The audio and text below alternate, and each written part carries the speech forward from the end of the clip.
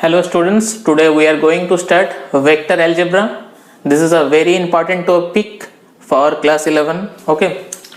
First, we need to know what is physical quantity.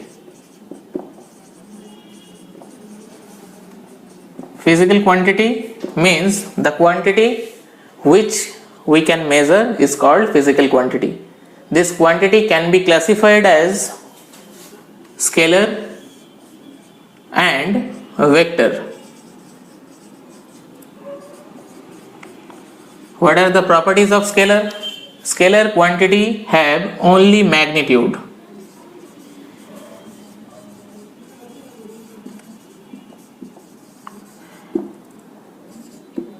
It obeys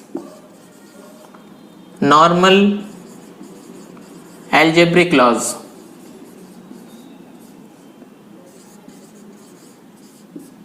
It does not require direction. What are scalar quantities? Mass, volume, density, distance. These are scalar quantities, right? Suppose पकड़ लो तुम दुकान पे गए हो, दुकान पे जाके दुकानदार को बोला मेरे को 2 किलो आलू दीजिए. दुकानदार आपको 2 किलो आलू दिया, ठीक है ना. आलू देने के बाद दुकानदार क्या तुमको एडवाइस करता है घर का साउथ में जाके ये आलू खाना या नॉर्थ में जाके ये आलू खाना? नहीं एडवाइस करता है दुकानदार. क्यों नहीं एडवाइस करता? बिकॉज मास जानने के लिए सिर्फ मैग्नीट्यूड ही जरूरत है, उसका डायरेक्शन जानने का जरूरत नहीं है. That's why mass does not require direction. Okay, अभी हम लोगों को देखना है what is vector quantity. The quantity has magnitude as well as direction and it also obeys triangles law. First of all, it has magnitude and direction and obeys vector algebra.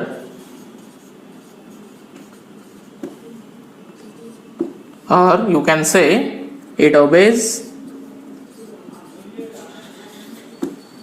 triangle law of vector. Triangle law of vector. First of all, you need to know what is the meaning of vector. It is a Latin word. The meaning of the vector is carrier. Okay. Now we need to understand how we represent the vector quantities, right? Some examples of vectors are force, displacement, velocity, acceleration. Okay, अभी हम लोगों को देखना है vector को हम लोगों कैसे रिप्रेजेंट कर सकते हैं, ठीक है ना. देखो,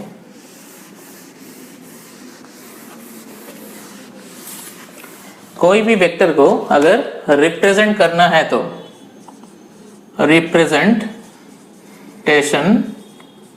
ऑफ वेक्टर, उसको हम पकड़ लो. यहाँ पे ए लिखा, ए लिखने के बाद इसका ऊपर में अगर एरो साइन दे दिया तो ए हो गया वेक्टर. या किताब में लिखा रहता है कभी कभी ए को बोल्ड करके लिखा रहता है, ए भी वेक्टर ही रिप्रेजेंट करता है, ठीक है ना. सपोज ए पकड़ लो, ए वेक्टर को रिप्रेजेंट कर रहा है, तो दिस एरो का जो लेंथ है, ए वाला जो लेंथ है, ए लेंथ क्या रिप्रेजेंट करता है? मैग्नीट्यूड.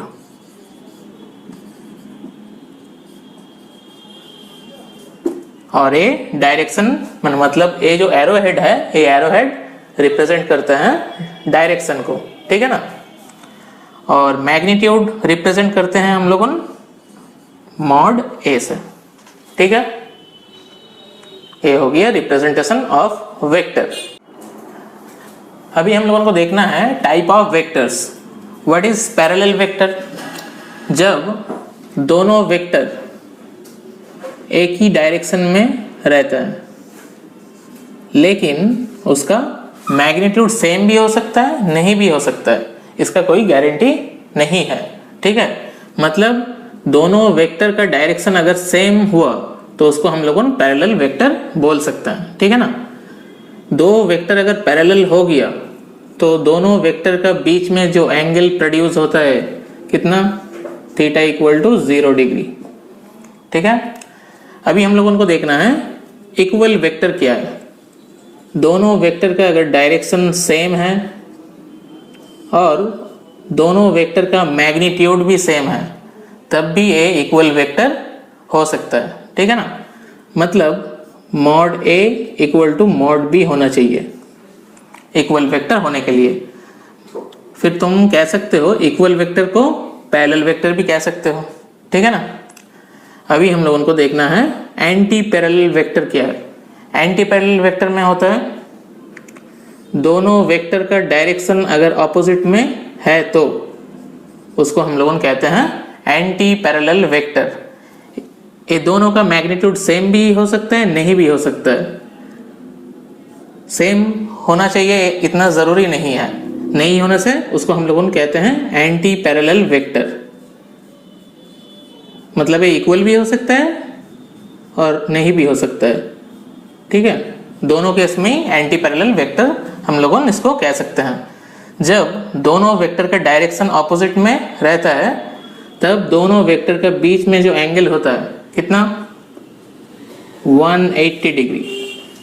ठीक है, अभी हम लोगों को देखना है नेगेटिव वेक्टर क्या है। नेगेटिव वेक्टर के लिए सबसे जरूरी जो है दोनों वेक्टर को एंटी पैरेलल होना चाहिए। सिर्फ एंटी पैरेलल होने से ही नहीं होगा, दोनों वेक्टर का मैग्नीट्यूड भी सेम होना चाहिए, तभी इसको हम नेगेटिव वेक्टर कह सकते हैं। ठीक है, मतलब यहाँ पे अगर b के जगह पे a लिख दिया तो हम लोगों ने अभी कह सकते हैं a vector equal to minus of a vector. ठीक है, a हो गया हमारा नेगेटिव वेक्टर। क्लियर? अभी देखना है हम लोगों को व्हाट इज नल वेक्टर। जो वेक्टर का मैग्नीट्यूड कितना होगा, 0, उसको हम लोगों कहते हैं नल वेक्टर। नल वेक्टर का डायरेक्शन कुछ भी हो सकता है, मतलब आर्बिटरी हो सकता है। नल वेक्टर को हम लोग रिप्रेजेंट करते हैं ऐसे। ठीक है, ये हो गया हमारा नल वेक्टर। ए से लेके फिर ए पे ही है, मतलब इसका मैग्नीट्यूड जहां से शुरू हुआ था वहीं पे ही खत्म हो रहा है, मतलब मैग्नीट्यूड 0। उसी को हम लोग कहते हैं null vector. What is orthogonal vector? जब दो वेक्टर का बीच में एंगल कितना होगा, 90 डिग्री होगा, तभी इसको हम लोगों कह सकते हैं ऑर्थोगोनल वेक्टर। ठीक है, ओके, ये हो गया कुछ इंपॉर्टेंट टाइप ऑफ वेक्टर्स। अभी देखो टाइप ऑफ वेक्टर में सबसे इंपॉर्टेंट है यूनिट वेक्टर। नाम से ही यहाँ पे पता चल रहा है यूनिट मीन्स कितना, 1, मतलब ये जो वेक्टर होगा इसका मैग्नीट्यूड कितना होगा, 1। ठीक है ना, पकड़ लो एक तो वेक्टर है ए वेक्टर। ठीक है, ए वेक्टर रिप्रेजेंट कर रहा है यहाँ पे 20 न्यूटन को। ठीक है, अगर ए वेक्टर का लेंथ आधा कर दिया तो कितना हो जाएगा, ये ए वेक्टर बाई 2, तो इसका वैल्यू भी कितना हो जाएगा, 10 न्यूटन। अगर ए वाला वेक्टर को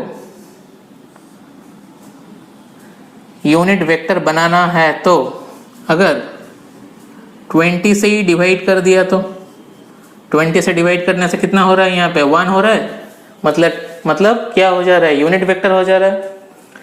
तो यूनिट वेक्टर मतलब कितना हुआ, ओरिजिनल वेक्टर बाई उसका मैग्नीट्यूड।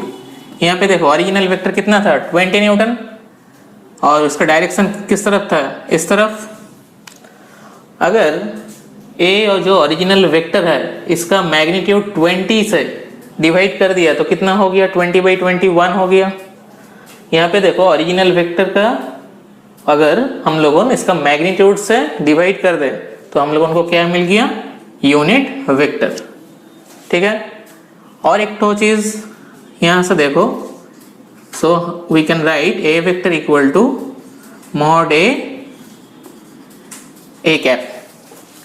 तो सबसे इंपॉर्टेंट चीज जो है ए यूनिट वेक्टर हम लोगों को सबसे ज्यादा कहाँ पे काम पे लगता है। ए क्या है, मॉड मतलब मैग्नीट्यूड है। मैग्नीट्यूड मतलब this part is scalar quantity. कोई भी स्केलर को अगर यूनिट वेक्टर से तुम मल्टीप्लाई करो तो किस में कन्वर्ट हो जा रहा है, वेक्टर क्वांटिटी में कन्वर्ट हो जा रहा है।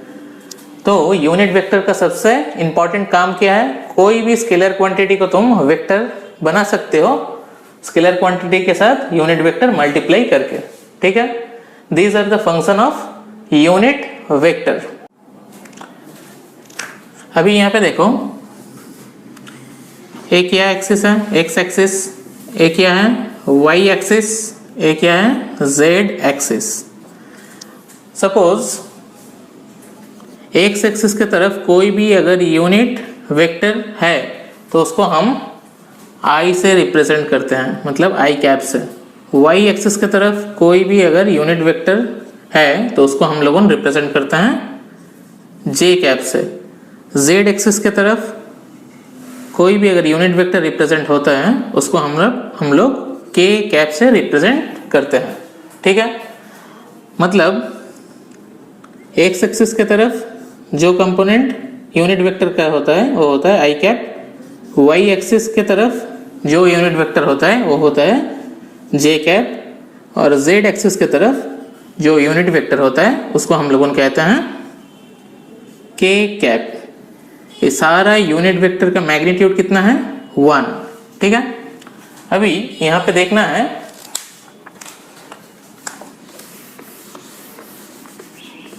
अगर तुमको बोल दिया you are moving in the direction of you are moving with 30 km/h in the direction of east। इसका मतलब कितना हुआ, यहाँ पे वेलोसिटी रिप्रेजेंट करोगे ऐसे 30 ईस्ट मतलब कहाँ पे, एक्स एक्सिस के तरफ। सो ये हो गया आई कैप। ठीक है। यहाँ पे देखो ये हो गया हमारा ईस्ट डायरेक्शन, ये हो गया हमारा वेस्ट डायरेक्शन, ये हो गया हमारा नॉर्थ डायरेक्शन, ये हो गया हमारा साउथ का डायरेक्शन। ईस्ट का डायरेक्शन में मतलब एक्स एक्सिस का पॉजिटिव साइड, एक्स एक्सिस का positive side, positive x axis जिस डायरेक्शन में होता है उसको हम लोगों आई कैप से रिप्रेजेंट करता है। और नेगेटिव एक्स एक्सिस को हम लोगों माइनस आई से रिप्रेजेंट करते हैं। ठीक है। Same as positive Y axis को, पॉजिटिव वाई एक्सिस को हम लोगों जे कैप से रिप्रेजेंट करते हैं और नेगेटिव वाई एक्सिस को हम लोगों माइनस जे कैप से रिप्रेजेंट करते हैं, मतलब यूनिट वेक्टर को रिप्रेजेंट करने के लिए। ठीक है ना। और पॉजिटिव जेड एक्सिस को रिप्रेजेंट करने के लिए के कैप और नेगेटिव जेड एक्सिस को रिप्रेजेंट करने के लिए माइनस के कैप। ठीक है, हो गया। अभी हम लोगों को देखना है वेक्टर का न्यूमेरिकल्स में वेक्टर का डायरेक्शन हम लोगों कैसे करके रिप्रेजेंट कर सकते हैं। अगर पकड़ लो यहाँ पे तुमको दिया है represent the direction of 30 degree east of north. यहाँ पे देखो जब भी ऐसे लाइन न्यूमेरिकल्स में लिखा रहेगा तभी हम लोगों को यहाँ पे जो ऑफ है, ये जो वर्ड को सर्कल कर दो, यहाँ पे ऑफ का जगह पे तुम फ्रॉम लिख दो।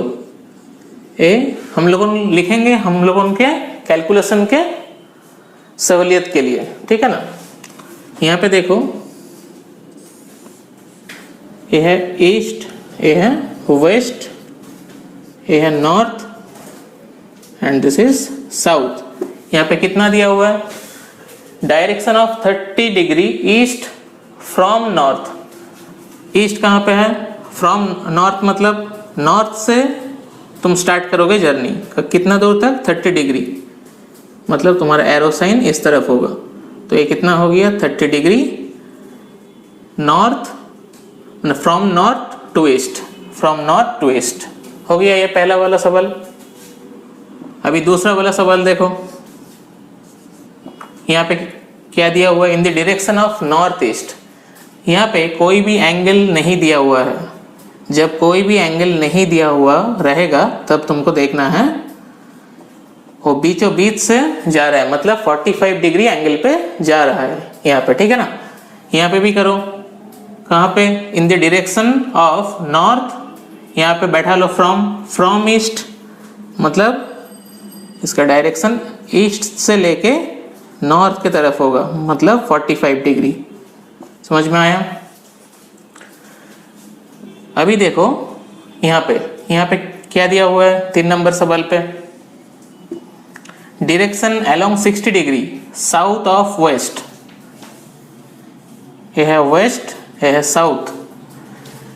60 डिग्री साउथ फ्रॉम वेस्ट, मतलब कहाँ से तुमको स्टार्ट करना है जर्नी? यहाँ से कितना दूर तक? 60 डिग्री तक, साउथ के तरफ। हो गया। रिलेटिव वेलोसिटी का जब न्यूमेरिकल्स आएंगे तभी वहां पे डायरेक्शन ऐसे करके हम लोगों को लेना पड़ेगा, ठीक है। यहाँ पे अभी हम लोगों को देखना है कुछ important properties of vector. First क्या है? Translation of A vector. What is the meaning of translation? यहाँ पे देखो, ट्रांसलेशन का मतलब है कोई भी वेक्टर का अगर तुम पैरेलल शिफ्टिंग करो, सपोज पकड़ लो यहाँ पे एक तो वेक्टर है, इसको पैरेलल शिफ्ट करके यहाँ पे लेके आ रहे हो, लेकिन उसका ओरिएंटेशन चेंज नहीं होना चाहिए। अगर ओरिएंटेशन चेंज हो जाएगा तो वेक्टर भी चेंज हो जाएगा, ठीक है ना। तो पैरेलल शिफ्टिंग करने का लिए सिर्फ इसको तुम शिफ्ट करके यहाँ पे लेके आ सकते हो, यहाँ पे वेक्टर नहीं चेंज होगा, ठीक है। दूसरे इंपॉर्टेंट प्रॉपर्टी क्या है? सपोज ये है एक तो वेक्टर, इस वेक्टर को अगर फुल रोटेट करके पहले पोजीशन पे ही तुम लेके आ सकते हो, तब ये वेक्टर नहीं चेंज होगा। A vector changes if it rotated bye an angle other than 2 pi. 2 pi means कितना? 360 डिग्री। अगर पकड़ लो यहाँ पे वेक्टर है, तुम इसको रोटेट करके यहाँ पे लेके आए हो, सपोज पकड़ लो 30 डिग्री रोटेट करके यहाँ पे लेके आए हो, तो तुम ये नहीं कह सकते हो ए वेक्टर जो यहाँ पे भी जो ए वेक्टर है, यहाँ पे भी ए वेक्टर सेम ही होगा।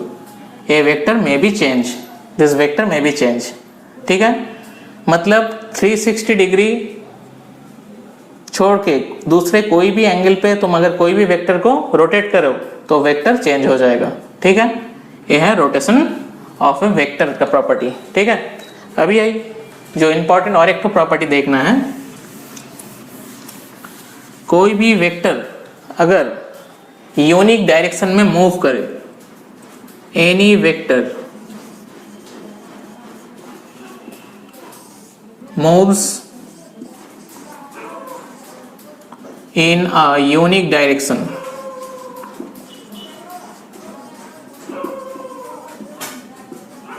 it is regarded as scalar, ठीक है। इसका सबसे बड़ा एग्जाम्पल क्या है बोलो तो? अगर तुम लोगों से पूछे टाइम क्या है, स्केलर क्वांटिटी और वेक्टर क्वांटिटी, किताब में लिखा रहता है टाइम है स्केलर क्वांटिटी, ठीक है ना। लेकिन टाइम का तो डायरेक्शन भी है, ठीक है, तो स्केलर क्वांटिटी कैसा हो गया? देखो टाइम का भी एक तो डायरेक्शन ऑफ सेंस है, it has a sense of direction.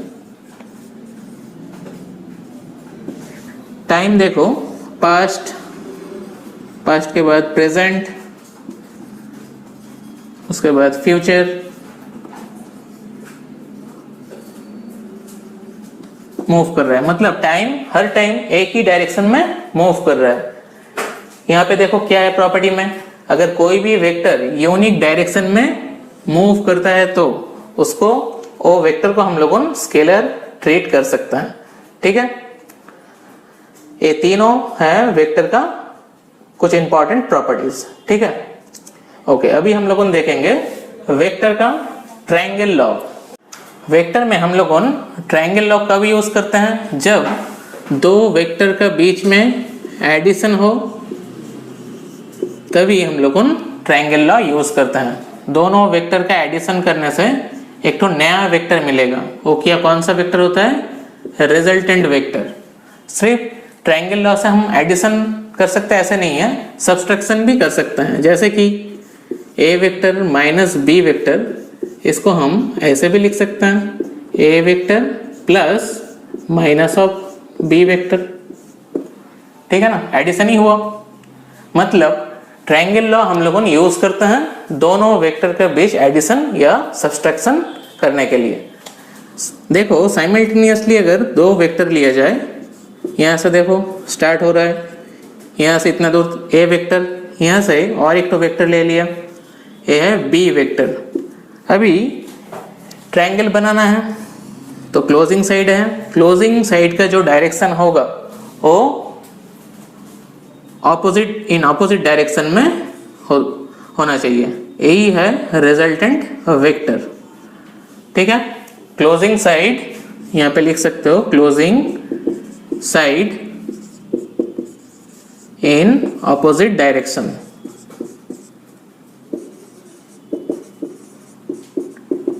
यहाँ पे देखो ए, तो यहाँ पे देखो A vector plus B vector equal to resultant. Resultant हमेशा उसका क्लोजिंग साइड होता है और ऑपोजिट डायरेक्शन हो।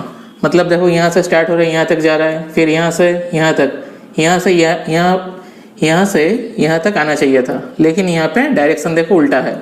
ठीक है ना, अभी यहाँ से ही हम लोगों पैरेललोग्राम लॉ भी फाइंड आउट कर सकते हैं। जैसे देखो यहाँ पे क्या है, ए वेक्टर है, फिर यहाँ पे एक तो ले लो बी वेक्टर। ठीक है, तो इसका क्लोजिंग साइड में, क्लोजिंग साइड ए है तो ये कितना हो गया, आर, मतलब रिजल्टेंट वेक्टर। अभी थोड़ा देर पहले ही अभी हम लोगों ने सीखा ट्रांसलेशन ऑफ अ वेक्टर, मतलब पैरेलल शिफ्टिंग। यहाँ से ए वेक्टर को अगर पैरेलल शिफ्ट करके यहाँ पे लेके आओ तो ए भी ए वेक्टर हो गया, और बी वेक्टर को भी पैरेलल शिफ्ट करके यहाँ पे लेके आओ तो ए भी बी वेक्टर हो गया। यहाँ पे देखो बी वेक्टर यहाँ से शुरू होकर यहाँ तक जा रहा है, फिर यहाँ से यहाँ तक, रिजल्टेंट वेक्टर देखो उसका ऑपोजिट डायरेक्शन पे। ठीक है, ये क्या हो गया, पैरेललोग्राम का डायगोनल हो गया। ठीक है, मतलब पैरेललोग्राम और ट्रायंगल लॉ देखा जाए तो दोनों एक ही लॉ है। ठीक है, दोनों लॉ ही यूज होता है टू वेक्टर्स का एडिशन या सब्सट्रैक्शन करने के लिए। ठीक है, अभी हम लोगों को देखना है रेजोल्यूशन ऑफ वेक्टर। वेक्टर में सबसे इंपॉर्टेंट पार्ट है this part, resolution of A vector. सबसे पहले हम लोगों को जानना है रेजोल्यूशन का मतलब क्या है। रेजोल्यूशन का मतलब है स्प्लिट करना।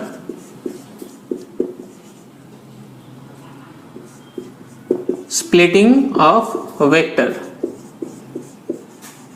मतलब पकड़ लो, ये हमारा एक्स एक्सिस है, ये हमारा वाई एक्सिस है।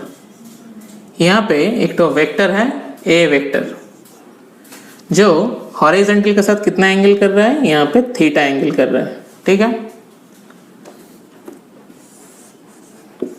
अभी यहाँ पे देखना है ये जो ओरिजिनल वेक्टर है, ओरिजिनल वेक्टर को हमको तोड़ना है दो पार्ट में। ठीक है, ए वेक्टर को देखो यहाँ पे कैसे करके तोड़ना है। यहाँ पे थीटा है, थीटा जिस तरफ रहेगा उस तरफ ही कॉस थीटा होना चाहिए, मतलब प्रोजेक्शन तुम इसको कह सकते हो।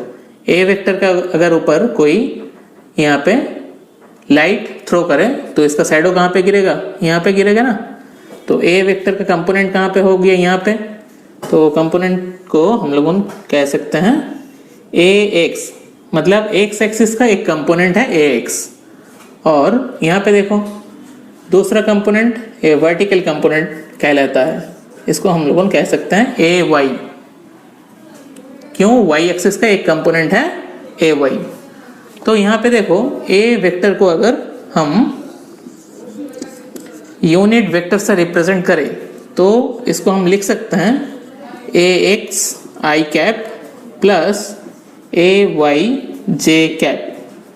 हम लोग जब यूनिट वेक्टर पढ़े थे तभी हम लोगों ने एक चीज़ पढ़े थे, यूनिट वेक्टर का काम क्या है, कोई भी स्केलर क्वांटिटी के साथ अगर यूनिट वेक्टर मल्टीप्लाई हो जाए तो किसमें कन्वर्ट हो जाता है, वेक्टर में। यहाँ पे देखो आई कैप क्या है, यूनिट वेक्टर, और ए एक्स क्या है, पूरा एक्स एक्सिस का एक छोटा सा कंपोनेंट, मतलब ए एक्स क्या हुआ, स्केलर पार्ट। और यहाँ पे भी देखो ए वाई क्या हो गया, स्केलर पार्ट, ठीक है ना। तो यहाँ पे देखो ए एक्स को हम लिख सकते हैं ए कॉस थीटा। क्यों ए कॉस थीटा लिख रहे हैं, ए भी हम लोगों देखेंगे। और ए वाई को ए साइन थीटा लिख सकते हैं। तो यहाँ पे ए वेक्टर को हम रिप्रेजेंट कर सकते हैं ए कॉस थीटा आई कैप प्लस ए साइन थीटा जे कैप। यहाँ पे भी ए कॉस थीटा क्या है, स्केलर पार्ट, यहाँ पे भी देखो ए साइन थीटा स्केलर पार्ट है, ठीक है। यहाँ पे देखो जब कंपोनेंट में कोई भी वेक्टर को हम लोग तोड़ देता है, कंपोनेंट में ब्रेक कर देते हैं, तब ओरिजिनल जो वेक्टर रहता है ए वेक्टर का और कोई अहमियत नहीं रहता है। तो यहाँ पे हम लिख सकते हैं A X equal to A cos theta, और यहाँ पे ए वाई की जगह पे लिख सकते हैं ए साइन थीटा। समझ में आया, मतलब ओरिजिनल वेक्टर को तुम जब भी तोड़ोगे, तोड़ने के बाद ओरिजिनल वेक्टर का और कोई वैल्यू नहीं रहता है, ठीक है ना। तो ये हो गया वर्टिकल कंपोनेंट, ये हो गया horizontal component. A X equal to A cos theta क्यों लिख रहे हैं, A Y equal to A sine theta हम लोगों क्यों लिख रहे हैं, अभी देखेंगे हम लोगों, ठीक है ना। तो ये हो गया हमारा वेक्टर रेजोल्यूशन। देखो अभी हम लोग करेंगे हॉरिजॉन्टल एंगल क्या है और वर्टिकल एंगल क्या है। यहाँ पे लिखो a vector is making theta angle with horizontal।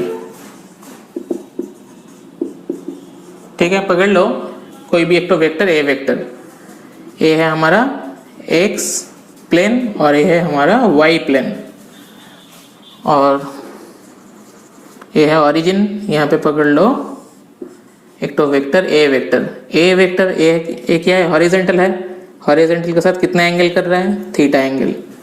अगर ए वेक्टर को अगर कंपोनेंट में तोड़ा जाए तो क्या हो गया, इसको अगर तोड़ो ए थीटा जहाँ पे है कॉस थीटा वहीं पे होगा, मतलब ए वाला पोर्शन क्या होगा, ए कॉस थीटा, और ए वाला पोर्शन क्या हो गया, ए साइन थीटा।